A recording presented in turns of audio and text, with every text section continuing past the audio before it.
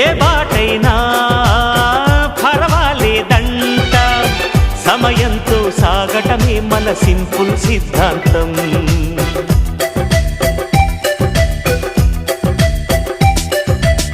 చిరుగాలికి పరిమళమిచ్చే సిరిమల్లెల వనమై ఉందాం, గగనాన్ని నేలను కలిపే హరివిల్లుల వంతెన అవుదాం.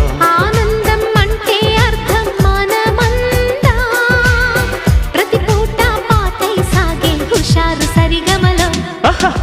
ఎన్నో ఎన్నో రాగాలుండే సంగీతం కాదా, చల్లకి నవ్వుల కేరింత.